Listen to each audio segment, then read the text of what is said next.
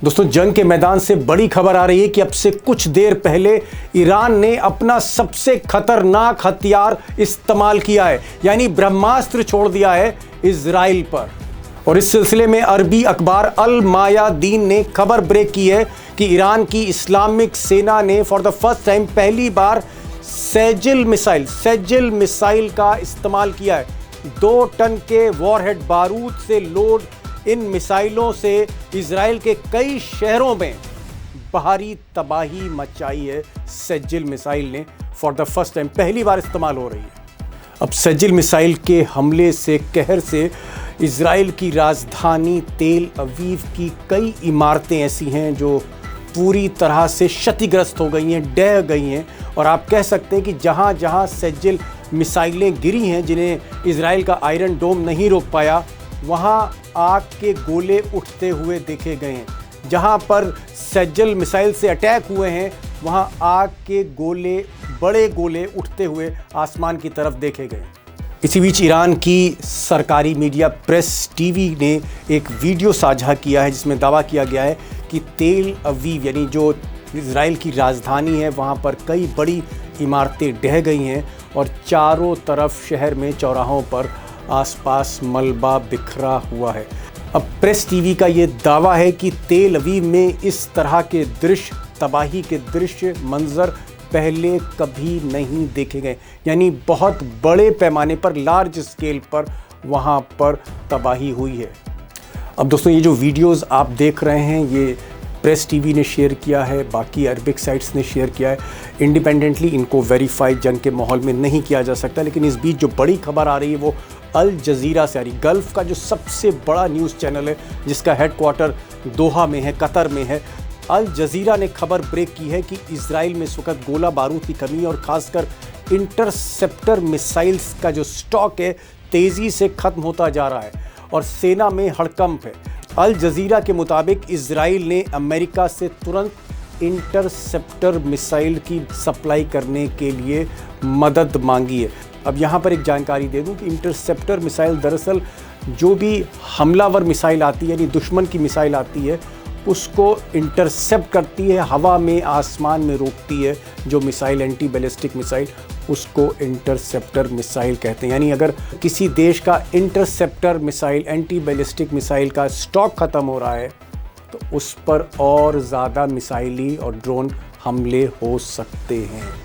अब सच्चाई ये है कि जंग के 16वें दिन आज ईरान का एक बड़ा कमबैक है, बल्कि मैं यूँ कहूँगा कि पिछले 6-7 दिन से ईरान लगातार फाइट बैक कर रहा है, कम बैक कर रहा है और धीरे धीरे जो जंग की लगाम है वो मुस्तबा खामनाई के हाथ में जाती हुई दिख रही, क्योंकि ट्रंप और नेतन्याहू दोनों ही प्रेशर का जो सबसे बड़ा कारण है वो स्ट्रेट ऑफ हुर्मुज़ है, यानी हुर्मुज़ की खाड़ी है जहां सारा तेल का ट्रैफिक ब्लॉक है और यहां अमेरिका कोई कार्रवाई करने में अब तक नाकाम है।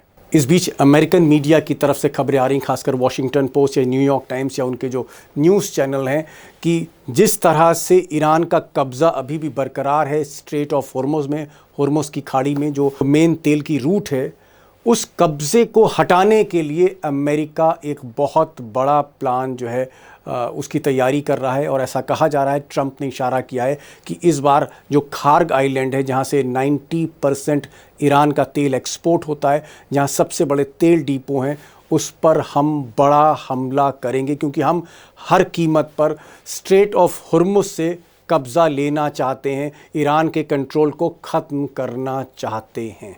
अब दोस्तों, जिस तरह से ये जंग 16वें दिन से 17वें दिन की तरफ बढ़ रही है, ऐसा लग रहा है कि जंग बहुत लंबी खिंचने वाली, लेकिन फौरी तौर पर जो जंग का फोकस है वो स्ट्रेट ऑफ हुर्मुज़ पर है।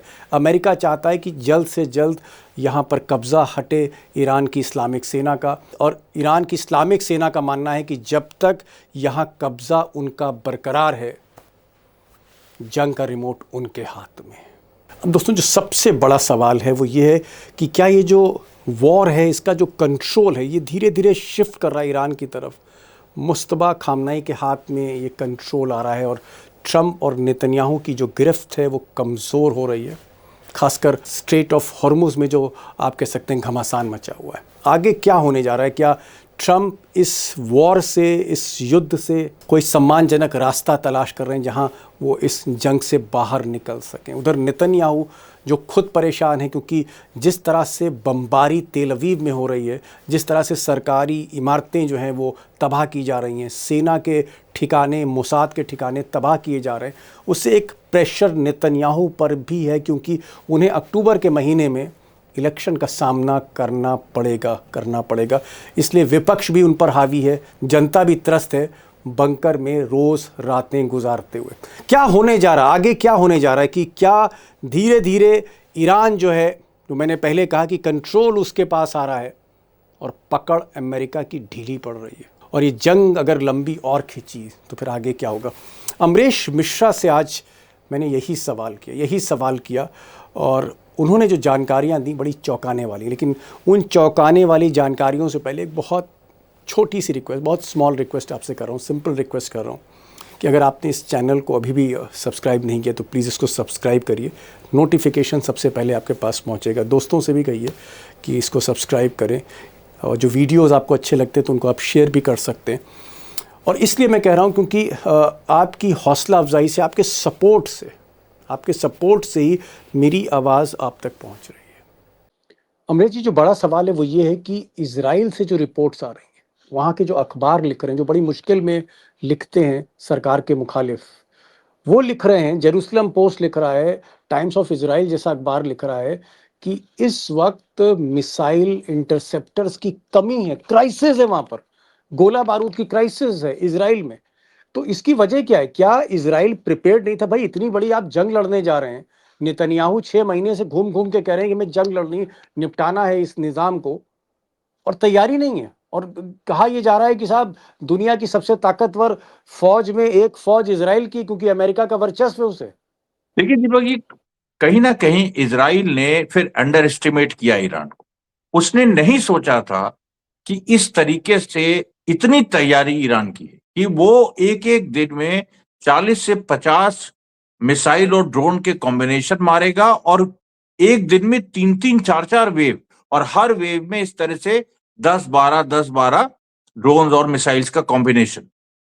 और वो उससे इजराइल एकदम हतप्रभ है, उधर हिजबुल्लाह मार रहा है।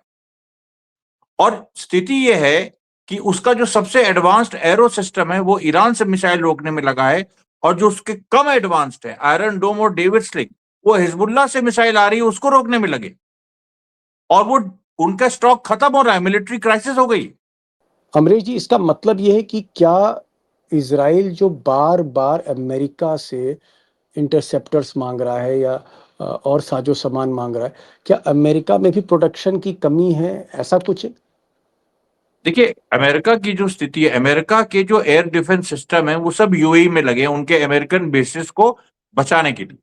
जो थर्ड सिस्टम, जैसे मैंने 3 नाम दिए, जो इजराइल की सिस्टम है, और थर्ड सिस्टम अमेरिका का हो गया। कुछ थर्ड की बैटरीज इजराइल में भी थी जो खर्च हो गई हैं, और बाकी जो थर्ड की बैटरीज हैं वो लगी हैं कहां पर? यूएस जो बेसिस हैं मिडिल ईस्ट में। ठीक है, अलग अलग देशों में, चाहे वो कुवैत हो या कतर हो या बहरीन बहरीन वहां हो, पर। बिल्कुल जी। बिल्कुल। तो अब अमेरिका अपने बेसिस को बचाए कि इजराइल को बचाए? Oh oh oh oh there is a point. America अपने बेसिस को बचाए, अमेरिका पहले अपनी छाती बचाए या उसके बाद दोस्त की छाती बचाए?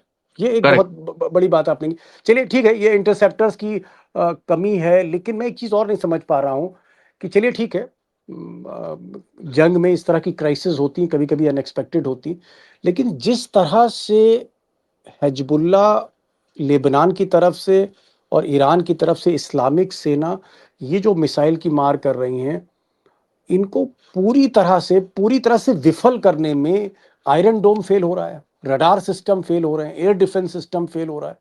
मतलब ये क्या हो गया इजराइल को? देखिए, रडार तो पहले ईरान ने मार दिए। रडार जो मुख थे, आपको बताएं, जो सिदौत मीका पे हमला हुआ उसके बगल में जो सैटकॉम उनका सबसे एडवांस रडार सिस्टम था, वो 3 दिन पहले ईरान ने मार दिया। ठीक है। ओके। अब जो मैं बता कि एरो जो उनका एयर डिफेंस सिस्टम है वो ईरान से मिसाइल रोकने में लगा है। एरो कि एक मिसाइल $4 मिलियन की, रोज 40 मिसाइल 50 मिसाइल खर्च हो रही, और उधर डेविड स्लिंग और जो आयरन डोम है वो हिजबुल्ला से मिसाइल रोकने में लगा हुआ है, और उसकी भी ऐसे ही खर्च हो रही। हिजबुल्ला एक एक दिन में कई बार 100 वेव्स मार रहा है, मतलब 100 मिसाइल मार रहा है अलग अलग वेव्स में। तो अब ऐसी परिस्थिति में आप गणित लगा लीजिए कि अगर मान लीजिए 40 एरो मिसाइल उनकी खर्च हो रही हैं रोज, और $4 मिलियन की एक है, तो $160 मिलियन तो यही हो गया। और रोज जो इजराइल का खर्चा आ रहा है युद्ध का, कंजर्वेटिव एस्टिमेट है कि वो 325 से $700 मिलियन खर्चा है। ओ माय गॉड, $700 मिलियन तक का खर्चा पर डे इजराइल का। उधर $1 बिलियन का खर्चा अमेरिका का, मतलब कुल मिलाकर $2.25 मिलियन, 1.5 से $2.25 बिलियन का। बिल्कुल। दोस्तों जो है, अगर खर्चा रोज हो रहा है, ये कॉस्ट आ रही है वॉर की, तो आप समझ सकते हैं क्या स्थिति। बहरहाल, एक और बड़े सवाल पर अमरीश भाई, आप तो ईरान कई बार गए हैं, वहाँ की मिलिट्री लीडरशिप के टच में रहते हैं आप। मैं एक चीज़ जानना चाह रहा था कि ये जो ट्रम्प साहब ने आज कहा, मुझे पहले लगा कि वो किसी ने यूं ही खबर लिख दी, लेकिन जब मैंने तस्दीक किया तो वो खबर एकदम सही थी। ट्रम्प मदद मांग रहे हैं। वो कह रहे हैं कि भाई दुनिया के जो बाकी देश हैं वो वॉरशिप्स भेजें, क्योंकि हमें ये जो हॉर्मुज़ की खाड़ी है उसमें हमें ईरान से लड़ाई लड़नी है। तो वो भारत से मदद मांग रहे हैं। अब देखिए, सोचिए, चाइना से भी कह रहे हैं कि वो भी भेज दे। वो बाकी यूरोप की कंट्रीज हैं उनसे मदद मांग रहे हैं, ऑस्ट्रेलिया से मदद मांग रहे हैं, कुछ साउथ ईस्ट एशियन कंट्री से मदद मांग रहे हैं कि सारे लोग आएं, अपनी वॉरशिप्स भेजें, युद्धपोत भेजें, सो दैट हम ये जो खाड़ी है हॉर्मुज़ की, यहाँ पर जो कब्जा है ईरान का, उस कब्जे को हम हटा सके। ये नौबत आ गई है। मतलब कि आप मदद तो मांग रहे हैं। मदद नहीं मांग रहे, वो गुहार लगा रहे हैं, ही इज बेगिंग, भीख मांग रहे नहीं, उसकी वजह, उसके पीछे साइकोलॉजी क्या है, मतलब सोच क्या है हैं। अमेरिका की? साइकोलॉजी ये है कि स्टेट ऑफ हुर्मुज ने पूरी दुनिया की अर्थव्यवस्था को चोक कर दिया। पूरी दुनिया की अर्थव्यवस्था इस समय फंसी हुई है, और केवल तेल नहीं, यूरिया, एल्युमिनियम, कितनी सारी चीजें अब दुनिया को गैस, पता लग रहा है जो मिडिल ईस्ट से एलपीजी। आ रही थी। मिस्टर ट्रम्प कह रहे थे कि 2 बड़े जंगी जहाज, यूएसएस अब्राहम लिंकन, अब अमेरिका कहता है कि इससे खौफनाक जहाज, इससे खतरनाक पानी का जहाज दुनिया में बना नहीं। वो आपने जो है स्ट्रेट ऑफ हुर्मुज के सामने पोजीशन कर रखा है। आप कह रहे हैं कि साहब हमने एक दूसरा न्यूक्लियर जहाज यूएसएस फोर्ड भी भेज रखा है। तो जिसके पास 2-2 बड़े एयरक्राफ्ट कैरियर हों, इतने बड़े जहाज वहां आपने तैनात कर दिए हैं, जिसपे 100-100 फाइटर जेट्स खड़े हुए हैं, उसके बाद आप मदद मांग रहे हैं। मतलब या तो आपकी हिम्मत नहीं है, या तो आपकी हिम्मत नहीं है, आपका मोटिवेशन नहीं है कि जो बारूदी सुरंगें बिछा रखी हैं ईरान की इस्लामी सेना, वहां तक आप पहुंचे, या आप चाहते हैं कि दुनिया सारी आए तो हमारा थोड़ा मनोबल बढ़े। नहीं व्हाट इज देखिए रॉन्ग, मतलब क्या इसके पीछे सोच क्या है? दीपक जी, सबसे बड़ी बात है कि फिफ्थ फ्लीट जिसके अंडर ये सब आती हैं, इब्राहिम लिंकन, जनरल फोर्ड, उसका कमांड सेंटर खत्म हो गया। Qatar okay. में जो सेंटकॉम है, इट इज, बहरीन, अच्छा जी। कतर में कतर जो में सेंटकॉम का ऑफिस है, central CENTCOM, command, central command, central जो कमांड, सेंट्रल अमेरिका की कमांड सेंट्रल जिसके कमांड। तहत फिफ्थ फ्लीट आती है, जिसके सब हिस्से अब हो गए हैं, इब्राहिम लिंकन, जेरल्ड फोर्ड, जैसे ही मिडिल ईस्ट में आए ये सेंटकॉम के अंडर आ गए। सेंटकॉम का हेडक्वार्टर ही मार दिया, वहां का सबसे बड़ा रडार मार दिया, और आज नहीं मारा, ये 2-3 मार्च को ही मार दिया था ईरान ओ ने। अब ओ उसका असर ओ आ रहा है। यहाँ दोस्तों एक चीज थोड़ी सी मैं और आसानी के साथ रख दूं। सेंटकॉम यानी सेंट्रल कमांड, मध्य कमांड। सेंट्रल कमांड अमेरिका की वो कमांड है जो मध्य एशिया को कंट्रोल करती है, उसका वो मुख्यालय है। और उस मुख्यालय की रडार को ध्वस्त कर दिया ईरान ने। उस मुख्यालय पर जो कतर में है, वहां पर जबरदस्त बमबारी मिसाइलें छोड़ी हैं ईरान ने। वहां से सैनिक भाग गए, बहुत से सैनिक उनकी जो है कैजुअलिटी हताहत हैं। हमें पता नहीं एक्चुअल फिगर क्या है कि कितने सैनिक अमेरिका के मारे गए, लेकिन भगदड़ है। मिलिट्री बेसिस जो है वहां से सैनिक भाग रहे हैं, उनको शिफ्ट किया जा रहा है। ऐसी स्थिति में अमेरिका का जो कमांड ऑफिस है वो बिखरा हुआ है। मुझे एक चीज बताइए, खैर छोड़िए, अभी मैं समझ गया कि मामला जो है फंसता चला जा रहा है। क्या आज जंग के 16वें दिन आपको अमरीश भाई लग रहा है कि जो रिमोट कंट्रोल है, जंग का जो रिमोट कंट्रोल है, जो मिस्टर ट्रम्प के हाथ में था, वो रिमोट कंट्रोल अब ट्रम्प के हाथ में नहीं है, वो मुश्तबा खामनेई के हाथ में है। देखिए, इस समय जो स्थिति है वो बिल्कुल इस तरफ इशारा कर रही है, ईरान के हाथ में सारे इनिशिएटिव्स आ गए हैं। वो ज्यादा से ज्यादा और एग्रेसिव ईरान हो रहा है और उसकी डिमांड्स अब और ज्यादा बढ़ रही हैं और अमेरिका और इजराइल को वो समझ रहा है ईरान की दिस इज द मोमेंट, इस समय थोड़ा सा और कस दो तो ये लोग बैठ जाएंगे। और दुनिया का समर्थन सबसे कम है इस समय अमेरिका और इजराइल के साथ। जापान तक ने ना कह दिया है, फ्रांस ने ना कह दिया है, ऑस्ट्रेलिया ने ना कह दिया है कि हम नहीं पड़ेंगे इस युद्ध में। ये नेतन्याहू की लड़ाई, नेतन्याहू की लड़ाई है, इजराइल की अपनी लड़ाई है। इजराइल अपनी दादागिरी करना चाह रहा है, जिसकी वजह से इस जंग की साजिश रची गई। हम इस जंग में शामिल नहीं होंगे, यानी एक सिंपैथी जो है वो ईरान की तरफ है। मुझे अमरीश भाई ये बताइए, क्या आपको लग रहा है कि ये जंग, पिछली साल जब जंग थी तब आपने कहा था 10-12 दिन में ख़त्म हो जाएगी, और 10-12 दिन में ख़त्म हो गई, 12वें दिन ख़त्म हो गई वो जंग। अब आपको क्या लग रहा है, ये आज तो 16वां दिन हो गया, आपको लग रहा है जंग लंबी खींचेगी है? देखिए मार्च के अंत तक तो ये खींचेगी, क्योंकि अब इतने ज्यादा स्टेक्स हाई करके ट्रंप अब पीछे नहीं हट सकते। अभी उनको और ह्यूमिलेट होना है मेरी नजर में। और ये स्थिति अभी और आनी है कि अमेरिका एक अपना आखिरी डेस्परेट अटेम्प्ट करेगा, क्योंकि देखिए इजराइल कमजोर पड़ रहा है और ये अमेरिका देख रहा है। अब अमेरिका भी कह रहा है कि हम कितना कूदें, वहां भी विरोध है अंदर, और वहां भी एक बड़ा हिस्सा विरोध कर रहा है जंग का। तो अब अमेरिका अमेरिका में। के सामने, ट्रंप के सामने चॉइस है कि या तो वो पीछे हटें इस समय, और या और ज्यादा ह्यूमिलेट होके पीछे हटे, तीसरी चॉइस नहीं। Okay, okay. लेकिन जंग लंबी खींचेगी, कम से कम आप मान रहे हैं कि मार्च से स्पिल ओवर करेगी, मार्च तक तो जाएगी जाएगी, बिल्कुल अप्रैल तक बिल्कुल, शिफ्ट। मार्च के अंत तक तो जाएगी, बिल्कुल। और जैसे जैसे जंग बढ़ेगी, क्या आपको लगता है कि अमेरिका और इसराइल पे प्रेशर और बढ़ेगा? 100% उन पे प्रेशर बढ़ेगा, क्योंकि उन्होंने, अमेरिका ने खास तौर पे पूरी दुनिया के अर्थव्यवस्था की कमान अपने हाथ में ले रखी है ना। तो अब जब अर्थव्यवस्था बैठेगी तो उसमें अमेरिका को ही तो ब्लेम करेंगे लोग। बड़ी बात कह रहे हैं। अमरीश भाई का कहना है कि क्योंकि अमेरिका के हाथ में ग्लोबल इकोनॉमी है, डॉलर इकोनॉमी है, और वही डॉलर टूट रहा है, वही इकोनॉमी टूट रही है, वही ऑयल और गैस का जो साम्राज्य है वो बिखर रहा है, शेयर मार्केट जो है वो कहीं ना कहीं क्रैश करते चले जा रहे हैं। और इन सब की जिम्मेदारी जो है, ओवरऑल अकाउंटेबिलिटी या रिस्पॉन्सिबिलिटी, वो ट्रंप के है। क्योंकि ट्रंप ही कहते हैं कि हम, अमेरिका पूरी की पूरी व्यवस्था को कंट्रोल कर रहा है। तो अगर व्यवस्था बिखरती है तो उंगलियां भी ट्रंप के ऊपर ही उठ रही हैं, ना सिर्फ दुनिया से बल्कि अमेरिका के भीतर। और जो ट्रंप की जो पार्टी है, रिपब्लिकन पार्टी, उसमें भी विरोध बढ़ रहा है।